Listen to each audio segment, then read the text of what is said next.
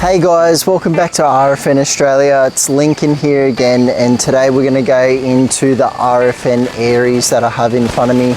We'll be diving into the battery specs, the motor and the price of it, and even a couple of little riding shots for you. First up, we're going to talk about the battery here. The battery here is a 74 volt 43 amp hour battery. So that's giving you about 3.2 kilowatt hours. This battery is removable and it can be charged inside or outside of the bike, and the charging time from completely dead is from 2 to 3 hours. But bike like this, I never really drop below 20%. So going from your 20 to 80%, you can look at about an hour and a half charge time. So for comparison, the Lightbee has a 60 volt 40 amp hour battery, which only gets at 2.6 kilowatt hours. So the Ares has a bigger battery, which means more range. And also because it's a 74 volt system, if you're looking to upgrade the controller in the future, you can get more power out of this bike because the battery is not limited at 60 volts. Next up, we're going to talk about the motor. The motor is a air-cooled permanent magnet synchro motor. So unlike the Lightbees, this is a direct drive. So this actually gets you a smoother ride, which is always good, and it's less moving parts instead of having a jack shaft and also a belt. The only downside is that you lose the torque, but it's okay because with this beast of a motor, you get 12 kilowatt peak power, and you'll also get 270 newton meters at the rear wheel. So that is with a 1348 setup. If you get an 11 tooth on the front and the 48 on the rear, which is standard, then you can get up to 305 newton meters at the rear wheel. So for comparison again against the Lightbee is only getting 5.4 kilowatt max power and only 243 newton meters at the rear wheel. So it's definitely better to have this Ares setup with the direct drive because, like I said, you don't have the belt for the gearing and you're still getting more power and more torque.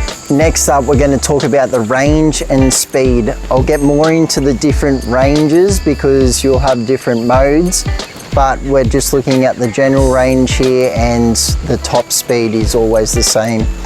So with the range, you can get 100 kilometers if you're going 40k an hour on completely flat.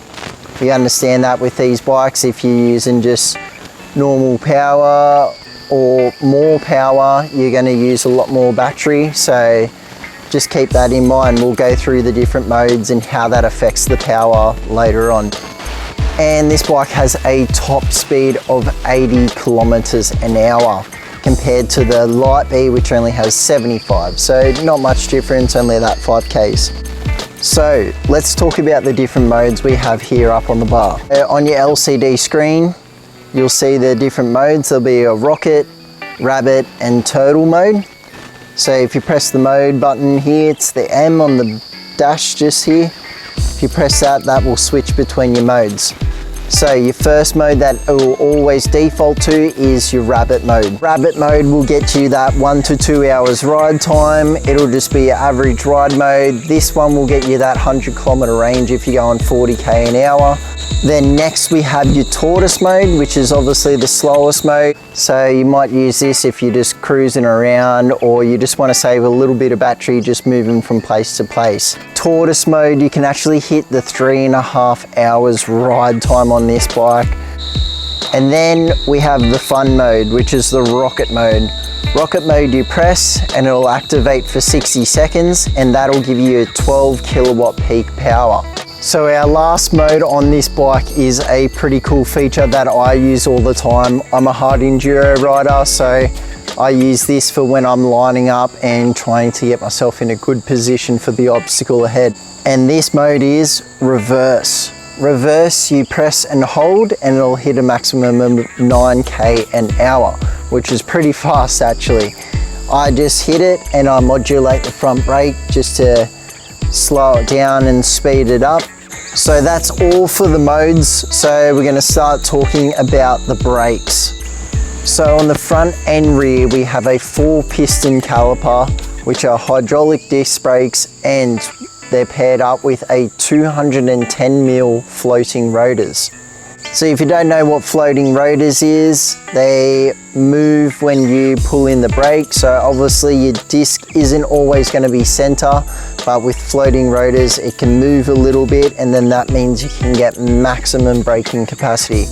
All the pros use it in the MXGP races, and you've got it here on your Ares. We're going to have a look at the display up here just so you understand the display a bit more. Right hand side, you'll see your battery level. So it'll have E for empty and then F for full. Hopefully you'll be on the F mode all the time. Then you've also got a trip meter here. So your odometer will show you how many Ks you've got on your bike, and then the trip meter will show you that trip from when you turn your key on to when you turn your key off. Then over in the middle here, it'll display your speed on the dash here. Like we said before, it goes up to 80 Ks an hour. If you're rolling downhill or something like that, it'll keep on displaying how fast you're going. And then over on the far right in the black here next to the battery bar, that's where ready will display in green when your bike is enabled and ready to go. Then you'll also have your reverse light. Your reverse light will come up orange on the left hand side in the black area. So that's all for this LCD screen. It's pretty good having a screen like this, easy to read. Now let's talk about suspension. So up the front here, you have a 200mm fork that is fully adjustable, which is key because up the top here, on both forks, you've got your rebound. So you got your clickers here, you can adjust them how you want, which is great. And you can adjust them on the fly. Then you've also got your compression adjustment underneath. You can change your compression adjustment by just using a flathead screwdriver. Rear shock, it's pretty much the same. It's a 74mm rear shock, and you've got full adjustability of the compression with the blue dial up the top here. And you can adjust your rebound on the bottom of the shock here, just on the dial too. It's good to have suspension that you can change on the fly, change around, see what you like, and then also have setups for different things. So next up, we're going to talk about the wheels and tyres. So on the front here, we have a 19-inch rim, and on the rear here, an 18-inch rim. So that gets the bike a pretty flat sort of look. Looks nice, rides really well on the road and the trail. On the front here, we have a CST 70-100 tyre on the front. These are pretty good tyres, great tread pattern, and they're also a little bit soft, just so when you're doing that off-road, doing anything rocky, then you get that extra little bit of grip. Then on the rear here, you have the same sort of tread pattern, nice and soft again, but this one is a 80-100. A little bit of a skinnier tyre than what your bigger bikes are, but this is perfect for your single trail. So one of the last things we're going to talk about this bike is the weight. So we all know that a big stock Varg, they weigh about 120 kilos, and then the Ultra weighs around 90 kilos, and then this beast here only weighs 68 kilos. So for something that has 12 kilowatts worth of power and up to 305 newton meters of torque, that is insane. For a bike to only be 68 kilos, this is just awesome. Flying around in the single trail, it's easy to flick around, have a crash, it's easy to pick up. Just a couple of little advantages there with having a lighter bike. I'm going to talk about the price, and then I'm going to show you how to actually operate this bike.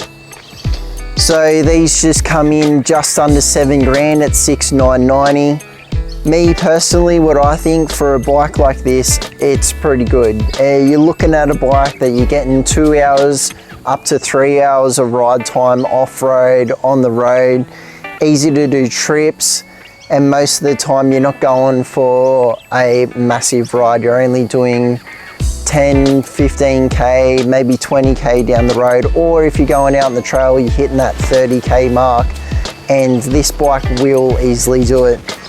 Pretty quick to charge. You can always just take the chargers to your mate's place, and then if you're hanging out over there, you can charge it up and then just travel back home. But I think this is a great explorer bike, and for that price, I think what you get here is a very good deal. Compared to the Light Bs, they're $500 more. So for something that's you're getting more, I think that $500 that you save is definitely worth buying one of these than any of the other competitors. I'm going to quickly show you how to operate this bike. It's super quick and easy. We've got a side stand sensor just here, so that means you just have to flick it up when you go to take off. Then we have a ready button in the middle here. All you do is press and hold, comes up ready, and she's ready to ride.